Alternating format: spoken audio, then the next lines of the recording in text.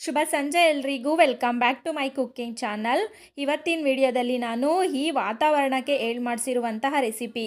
ಮಳೆ ಬರ್ತಾ ಇದೆ, ಚಳಿ ಆಗ್ತಾ ಇರುತ್ತೆ, ಸಂಜೆ ಟೀ ಕಾಫಿ ಕುಡಿಯೋವಂಥ ಟೈಮ್ಗೆ ಏನಾದರೂ ಖಾರವಾಗಿ ತಿನ್ನಬೇಕು ಅಂತ ಅನಿಸುತ್ತೆ.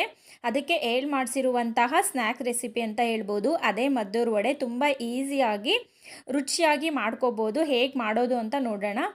ಇದಕ್ಕೆ ನಾನು ಸುಮಾರು 1 ಕಪ್ಪು ಅಂದರೆ 1/4 ಕೆಜಿಯಷ್ಟು ಚಿರೋಟಿ ರವೆ, 3/4 ಕಪ್ಪಷ್ಟು ಅಕ್ಕಿ ಹಿಟ್ಟು, 1/4 ಕಪ್ಪಷ್ಟು ಮೈದಾ, ಹಾಗೆ ಚಿಕ್ಕದಾಗಿ ಕಟ್ ಮಾಡಿ ಇಟ್ಕೊಂಡಿರುವಂಥ ಗೋಡಂಬಿ, ಚಿಕ್ಕದಾಗಿ ಕಟ್ ಮಾಡಿರುವ ಕರಿಬೇವು, 1 ಟೇಬಲ್ ಸ್ಪೂನಷ್ಟು ಹಸಿಮೆಣಸಿಕಾಯಿ ಪೇಸ್ಟು, 1/4 ಇಂಚಷ್ಟು ಶುಂಠಿ, ಹಾಗೆ 2 ಈರುಳ್ಳಿನ ಚಿಕ್ಕದಾಗಿ ಕಟ್ ಮಾಡಿ ಇಟ್ಕೊಂಡಿದ್ದೀನಿ. ಮಿಕ್ಸಿಂಗ್ ಬೌಲ್ ತೊಗೊಂಡು ಅದಕ್ಕೆ ಈರುಳ್ಳಿ, ಕಟ್ ಮಾಡಿರುವ ಶುಂಠಿ, ಹಸಿಮೆಣಸಿನ್ಕಾಯಿ ಪೇಸ್ಟು, ಹಾಗೆ ಕರಿಬೇವು, ಈ ಮೂರೂ ಇಷ್ಟನ್ನು ಹಾಕ್ಕೊಂಡು ಮೊದಲು ಈ ಥರ ಕೈಯಲ್ಲಿ ಎಲ್ಲ ಚೆನ್ನಾಗಿ ಕಲಿಸ್ಕೋಬೇಕು. ಈರುಳ್ಳಿ, ಖಾರ ಎಲ್ಲ ಚೆನ್ನಾಗಿ ಹೊಂದ್ಕೊಳ್ಳೋ ಥರ.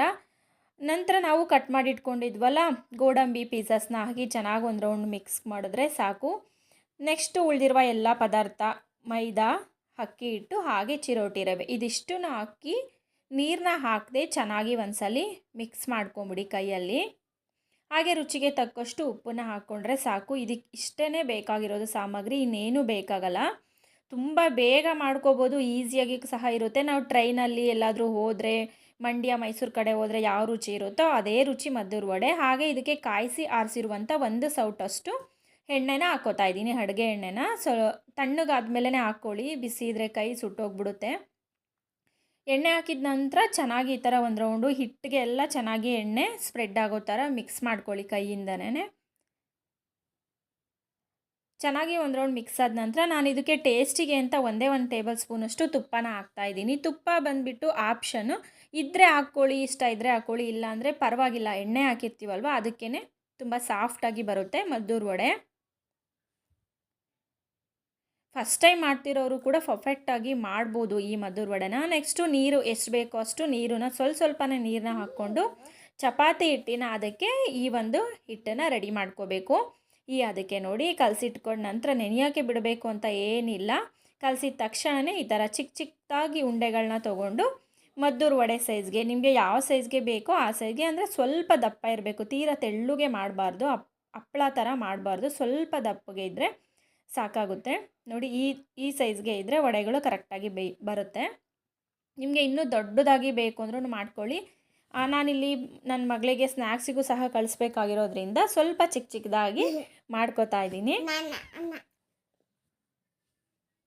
ನನ್ನ ಮಗಳಂತೂ ತುಂಬಾ ಇಷ್ಟಪಟ್ಟು ತಿಂದು ಸ್ಕೂಲಿಂದ ಬರೋ ಅಷ್ಟರಲ್ಲಿ ಮಾಡಿಟ್ಟಿದ್ದೆ. ತುಂಬಾ ಖುಷಿಯಾಗಿ ಅವಳು ತುಂಬ ಇಷ್ಟಪಟ್ಟು ತಿಂದಳು ಈ ಸ್ನ್ಯಾಕ್ಸ್ನ. ಅಷ್ಟರಲ್ಲಿ ಎಣ್ಣೆನೂ ಸಹ ಕಾದಿತ್ತು. ಹಾಗೆ ನಾನು ತಟ್ಕೊಂಡಿದ್ದಂತಹ ಮದ್ದೂರು ವಡೆನ ಒಂದೊಂದನ್ನೇ ಹಾಕಿ ಬೇಯಿಸ್ಕೋತಾ ಇದ್ದೀನಿ. ಉರಿನ ಲೋ ಟು ಮೀಡಿಯಮ್ ಫ್ಲೇಮಲ್ಲೇ ಇಟ್ಕೊಂಡು ಬೇಯಿಸ್ಕೊಳ್ಳಿ. ತುಂಬ ಉರಿ ಜೋರಿಟ್ಟರೆ ಮೇಲೆಲ್ಲ ಸೀದೋಗುತ್ತೆ, ಆದರೆ ಒಳಗಡೆ ರವೆ ಎಲ್ಲ ಬೆಂದಿರಲ್ಲ. ಹಾಗಾಗಿ ಉರಿನ ಲೋ ಟು ಮೀಡಿಯಮ್ ಫ್ಲೇಮಲ್ಲಿ ಇಟ್ಕೊಂಡು ಇದನ್ನು 2 ಕಡೆಯೂ ಚೆನ್ನಾಗಿ ಗೋಲ್ಡನ್ ಬ್ರೌನ್ ಕಲರ್ ಬರೋವರೆಗೂ ಬೇಯಿಸ್ಕೊಳ್ಳಿ. 1 ಅಥವಾ 2 ಹಾಕಿ ಬೇಯಿಸ್ಕೊಂಡ್ರೆ ಸಾಕು. ಜಾಸ್ತಿ ಹಾಕಿದ್ರೆ ಎಲ್ಲ ಒಂದಕ್ಕೊಂದು ಅಂದ್ಕೊಂಡು ಮಿಕ್ಸ್ ಆಗಿಬಿಡುತ್ತೆ. ನಾನು 2 ಹಾಕ್ಕೊಂಡು ಬೇಯಿಸ್ಕೊಂಡೆ ಈ ಥರ. ಹಾಗೆ ಉಳಿದಿರುವ ಎಲ್ಲ ಮದ್ದೂರು ವಡೆನೂ ನಾನು ಅದಕ್ಕೆ ಬೇಯಿಸ್ಕೊಂಡು ತೆಗೆದಿಟ್ಕೊಂಡಿದ್ದೀನಿ. ಸೊ ನೋಡಿದ್ರಲ್ಲ ಫ್ರೆಂಡ್ಸ್, ಎಷ್ಟು ಈಸಿಯಾಗಿ ಮನೆಯಲ್ಲಿ ಮದ್ದೂರು ವಡೆನ ಮಾಡ್ಕೋಬೋದು ಅಂತ. ಈ ವಿಡಿಯೋ ನಿಮಗೆ ಇಷ್ಟ ಆಗಿತ್ತಂತ ಭಾವಿಸ್ತೀನಿ. ಇಷ್ಟ ಆದರೆ ಲೈಕ್ ಮಾಡಿ, ಫ್ರೆಂಡ್ಸ್ ಆ್ಯಂಡ್ ಫ್ಯಾಮಿಲಿ ಜೊತೆ ಶೇರ್ ಮಾಡಿ. ಹಾಗೆ ಯಾರೆಲ್ಲ ಚಾನಲ್ಗೆ ಸಬ್ಸ್ಕ್ರೈಬ್ ಆಗದೆ ವಿಡಿಯೋ ನೋಡ್ತಾ ಇದ್ದೀರೋ ದಯವಿಟ್ಟು ಸಬ್ಸ್ಕ್ರೈಬ್ ಆಗಿ ಸಪೋರ್ಟ್ ಮಾಡಿ. ಯಾರೆಲ್ಲ ಫೇಸ್ಬುಕ್ ಪೇಜಲ್ಲಿ ವಿಡಿಯೋ ನೋಡ್ತಾ ಇದ್ದೀರೋ ಪೇಜ್ಗೆ ಫಾಲೋ ಆಗಿ ಸಪೋರ್ಟ್ ಮಾಡಿ ಅಂತ ಹೇಳ್ತಾ ಈ ವಿಡಿಯೋನ ಮುಗಿಸ್ತಾ ಇದ್ದೀನಿ. ಮತ್ತು ಬೇರೆ ರೆಸಿಪಿ ಜೊತೆ ನಿಮ್ಮ ಮುಂದೆ ಬರ್ತೀನಿ. ಅಲ್ಲಿವರೆಗೂ ನಮಸ್ಕಾರ, ಶುಭೋದಯ ಎಲ್ರಿಗೂ.